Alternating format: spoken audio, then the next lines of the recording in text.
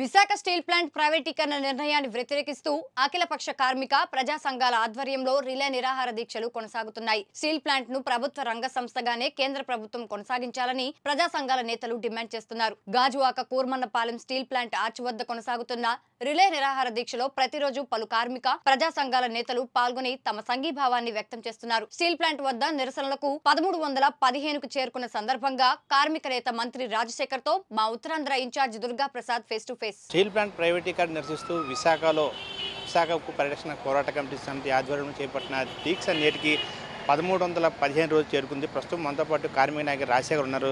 Sir, రాజశేఖర్కి చెప్పండి, ఏదైతే 1315 రోజులుగా చేపడుతున్న దీక్షలు ఈ రోజుకి కొనసాగుతున్నాయి, కానీ కేంద్ర ప్రభుత్వం మాత్రం ఎటువంటి పరిస్థితులు కూడా వెనుకడి వేసే పరిస్థితి అక్కడ కనబడుతుంది. మీద మీరేం చెప్తారు? కేంద్ర ప్రభుత్వం మొట్టమొదటి నుంచి కూడా విశాఖపట్నం స్టీల్ ప్లాంట్ అంటే ఒక చిన్న చూపు, తెలుగువారు అనేసరికి మరింత చులకన భావం. ఇది పోరాటాల ఫలితంగా, త్యాగాల ఫలితంగా వచ్చిన కంపెనీ. దీనికి ఎటువంటి సపోర్ట్ చేయకపోయినా కార్మికులు, అధికారులు సమిష్టిగా పనిచేసి ఈ కర్మాగారాన్ని ఉన్నత తీసుకెళ్లారు. ఈ కర్మాగారం పూర్తిగా ల్యాండ్ అది ఉంది కాబట్టి ప్రైవేట్ వ్యక్తులు ఇచ్చేయాలని చెప్పేటువంటిది కుట్రతో మొట్టమొదటి నుంచి ప్లాన్ చేస్తున్నారు.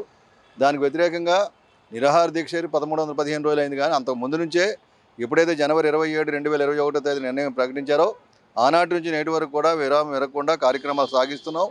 ఆ సాగించడం వల్ల ఈరోజు ఇక్కడ విశాఖపట్నం స్టీల్ ప్లాంట్ నడివొడ్డు నుంచి ఇక్కడ నుంచి మొదలుపెట్టిన తర్వాత జిల్లా స్థాయిలోని, రాష్ట్ర స్థాయిలోని, జాతీయ స్థాయిలోని అనేకమైన ప్రోగ్రాం చేసి ఇక్కడ ఉన్న విశాఖ ఉక్కు పరిరక్షణ పోరాటంలో ఉన్న కార్మిక సంఘాలు కాకుండా దేశవ్యాప్తంగా ఉన్న కార్మిక సంఘాలను చేయడం, రాజకీయ పార్టీలన్నీ ఒక వేదిక మీద తీసుకొచ్చి అనేక సందర్భాల్లో రౌండ్ టేబుల్ సమావేశాలు, జిల్లా స్థాయి సమావేశాలు, రాష్ట్ర స్థాయి సమావేశాలు ఏర్పాటు చేయడంతో ఒక అడుగు వెనక వేసి విశాఖపట్నం స్టీల్ ప్లాంట్ ప్రైవేట్ పరం కానివ్వకుండా ఉంచారు. కానీ పైకి మేము ఆదుకుంటామని చెప్తూనే దీన్ని పూర్తిగా చంపేయాలని ప్రయత్నం చేస్తున్నారు. అందులో భాగంగానే 2 బ్లాస్ట్ ఫర్నేసులు మూతపడిపోయినాయి, మిల్స్ ఏమీ పనిచేయడం లేదు.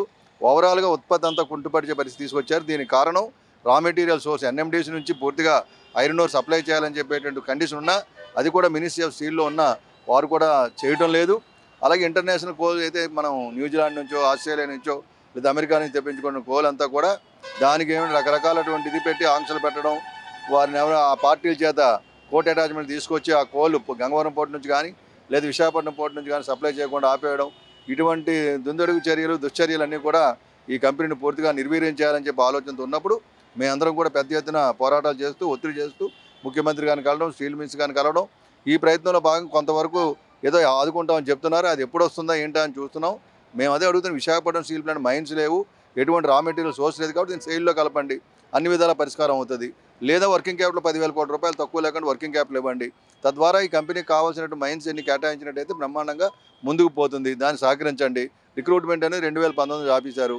ఉన్నటువంటి మ్యాన్ పవర్ని ఎక్కడ పంపించేస్తూ ఉంటారు. అలా చేయడానికి వీల్లేదు. ఉత్పత్తి పెంచడానికి ప్రయత్నం చేయండి. ప్రతి నెల కూడా మ్యాన్ పవర్ తగ్గిపోతుంది. రిటైర్మెంట్లతో చాలామంది అవుతున్నారు. ఆ ప్లేస్లో కూడా అవన్నీ రిక్రూట్మెంట్ చేయడం లేదు. ఉన్నటువంటి కార్మికుడి మీద పనిభారం ఏర్పడుతుంది. కార్మికులు ఎటువంటిదైనా పనిచేయడం సిద్ధంగా ఉన్నారు. దాన్ని యాజమాన్యం ఇన్ఎఫిషియెంట్గా ఉండడం వల్ల వారి కార్యక్రమాలు చేపట్టడం లేదు. కేంద్రం కూడా కుట్ర పడింది కాబట్టి ఈ విషయంలో మేము ఖచ్చితంగా గవర్నమెంట్ డిమాండ్ చేస్తున్నాం. రాష్ట్ర ప్రభుత్వం కూడా ఇమీడియట్గా స్పందించి వారి ద్వారా ఈ విశాఖపట్నం స్టీల్ ప్లాంట్ దీన్ని కాపాడడానికి అన్ని చర్యలు చేపట్టడానికి ముందు రావాలి. లేకపోతే అనుకోకుండా రకరకాల పరిణామాలు ఉత్పన్నం అవుతాయి. అనుకోని ఉపద్రవం ఏర్పడుతుంది. ఎప్పుడు ఏ పరిస్థితులు వస్తుందో తెలియదు. అది చెప్పి రాదు. అనుకోకుండా పెద్ద సమస్యలు ఏర్పడతాయి, పెద్ద పరిణామాలు ఏర్పడితే దానికి ఖచ్చితంగా కేంద్ర రాష్ట్ర ప్రభుత్వాలు బాధ్యత వహించాల్సి వస్తుందని హెచ్చరిస్తున్నాం. సొంత గనులు ఏర్పాటు చేస్తే లాభాలు పట్టే చెప్పి అవకాశం చెప్పి మేధావులు చెప్తున్నా కూడా కేంద్రం దీని మీద ఎందుకు దృష్టి పెట్టలేదు అంటారు? అదే చెప్తున్నాను కదా, ఇప్పుడు మినిస్ట్రీ ఆఫ్ స్టీల్లోని ఎన్ఎండిసి ఉంది. ఆ ఎన్ఎండిసిని లేదా దీన్ని ఒక కంపెనీ చేయొచ్చు, లేదా సెయిల్ని కంపెనీ చేయొచ్చు. కానీ ఇదేంటంటే విశాఖపట్నం స్టీల్ ప్లాంట్ దీన్ని ఏదో రూపంలో దీన్ని అమ్మేయాలని, చంపేయాలని చెప్పేటటువంటి బాధ్యత ఉన్నప్పుడు మైన్స్ ఎందుకు కేటాయిస్తారు? ఇప్పుడు ఇది మైనింగ్ పాలసీ మార్చారంటారు. ఈ మైనింగ్ పాలసీ మార్చడం వల్ల ఏంటంటే ఏ రాష్ట్రం నుంచి అయితే మైనింగ్ తెచ్చుకుంటామో అక్కడ ప్రత్యేకమైనటువంటి మ్యానుఫ్యాక్చరింగ్ యూనిట్ కానీ ఒక కంపెనీ కానీ పెట్టాలా. ఆ పెట్టే పరిస్థితి కనపడటం లేదు. ఎందువల్లంటే ఇక్కడ ఉన్నటువంటి దీనికి వర్కింగ్ క్యాపిటల్ లేదు, ఉన్నటువంటి శాలరీస్ ఇవ్వటం లేదు, రకరకాలటువంటి ఇబ్బందులు పడే పరిస్థితులు ఉంది. అందువల్ల మేధావులు చెప్తున్నా లేకపోతే ఎవరైతే విజ్ఞానవంతులు చెప్పినా, టెక్నోక్రాట్స్ చెప్పినా ఇవన్నీ పెడచేమని పెడతారు. ఎందుకంటే విశాఖపట్నం స్టీల్ ప్లాంట్ అన్నిటికంటే బ్రహ్మాండంగా ముందుకెళ్తుంది. సముద్రపోటును ఉంది, బ్రహ్మాండమైన విస్తరణ కార్యక్రమం ఉన్నాయి. కార్మికులందరూ శ్రమించి పనిచేస్తారు.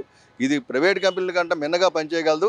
ఎందుకంటే భారతదేశంలో ఉన్న అన్ని ప్రాజెక్టులు, ఇరిగేషన్ ప్రాజెక్టులు కానీ, సర్దార్ వల్లభాయ్ పటేల్ కానీ, మెట్రోకి కానీ, ఇరిగేషన్ అనేకమైన ప్రాజెక్టులకు అన్ని కూడా విశాఖపట్నం స్టీల్ ప్లాంట్ మెటీరియల్ వాడారు.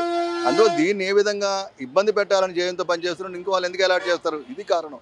అందులో మైన్స్ ఇచ్చినట్టయితే ఒక టన్ను దగ్గర 3-4 వేల కోట్ల రూపాయలు 3-4 వేలు మిగులుతుంది. లేకపోవడం వల్ల మేము అదనంగా 6,000 7,000 మిగతా స్టీల్ ప్లాంట్లో 2,000 ఖర్చు పెడుతున్నారు. సో ఈ విధంగా నష్టం చేయాలని చెప్పేటువంటిది కుట్రతో సాగుతున్న కార్యక్రమాలు. స్థానిక ఎమ్మెల్యే ఎట్టి పరిస్థితుల్లో కూడా స్టీల్ ప్లాంట్ ప్రైవేట్గా జరిగే ప్రసక్తే లేదు, అటువంటి పరిస్థితి వస్తే నేను ఎమ్మెల్యే పదవి త్యాగం చేస్తాను చెప్పి పల్లా శ్రీనివాస్ చెప్పి దీని మీద ఏం చెప్తాను.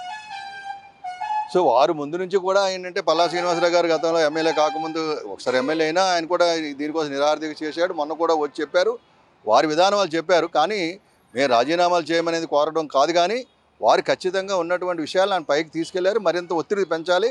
అందువల్లే రాష్ట్ర ప్రభుత్వం ద్వారా కేబినెట్లో తీర్మానం చేసి విశాఖపట్నం స్టీల్ ప్లాంట్ని సేల్ని విలీనం చేస్తామని చెప్పడం చేయాలి. ఇది ఏదో ఒక వాళ్ళ ప్రయత్నం, ఎందుకంటే లోకల్గా ఉన్నారు కాబట్టి ఈ ఒక ఉద్యమం కూడా తీవ్ర రూపం దాల్చే ప్రమాదం ఉంది. కాబట్టి కార్మికుల తాలూకా దీనికి తాలూకే పరిస్థితి ఏర్పడుతుంది. నిర్వాసితులు కూడా చుట్టుపక్కల ఉన్నారు. ఈ గాజువాక ప్రాంతంలో కానీ పారిశ్రామిక ప్రాంతంలో కానీ విశాఖ జిల్లాలో ఉన్నటువంటి కాకుండా ఉత్తరాంధ్ర జిల్లాలు రాష్ట్ర వ్యాప్తంగా కూడా లక్షలాది మంది ఈ కంపెనీ మీద ఆధారపడి ఉన్నారు. ఈ లక్షలాది మంది జీవనానికి ఏదైనా ఇబ్బంది అయితే రాష్ట్రం తాలూకు ప్రగతికి అవరోధం ఏర్పడుతుంది. కాబట్టి ఆ ఉద్దేశంతో వారు కూడా చెప్పడం జరిగింది. అది ఆహ్వానించిన పరిణామమే. కానీ పదవుల్లో ఉంటూనే గట్టిగా ఫైట్ చేయాలి చెప్పేటట్టు మా యొక్క డిమాండ్. ఫైనల్గా చెప్పండి, ఈరోజు సీఎండీ కార్మిక సంఘాల నేతలు మీటింగ్ చెప్పి ఢిల్లీ వెళ్ళిపోయిన పరిస్థితి కనిపించింది. దీని మీద మీరేం చెప్తారు?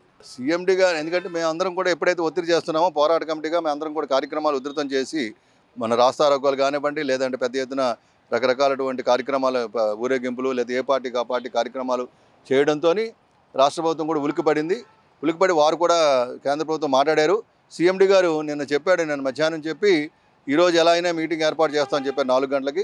మరి సడన్గా హుటాహుటిన అక్కడ కబురు వచ్చిందని చెప్పి వెళ్ళిపోయారు. అది తప్పది. ఒకవేళ కబురు వస్తే వెళ్ళొచ్చు, కానీ వెళ్ళినప్పుడు ముందుగానే అందరికి ఇన్ఫార్మ్ చేసి మరి నిన్న నైటో లేదా తెల్లవారుజామున మీటింగ్ పెట్టి తర్వాత వెళ్తే బాగుండేది. కానీ కార్మిక సంఘాలు అందరూ కూడా ఎంతో ఉత్కంఠత, ఎందువల్లంటే కేంద్ర ప్రభుత్వం రాష్ట్ర ప్రభుత్వం చర్చలు జరిపారు, ఏదో వస్తుందని చెప్పి ఆశ చేసే తరుణంలో ఒక కార్మికులందరినీ గందరగోళ పరిస్థితి సడన్గా వెళ్ళిపోవడం అనేది ఏదో పిలుపు వస్తే వెళ్ళొచ్చు, కానీ ఆ విషయాలన్నీ కూడా ముందుగానే కార్మిక సంఘాలు చెప్పినట్టు మరిన్ని సూచనలు చేసే అవకాశం ఉండేది.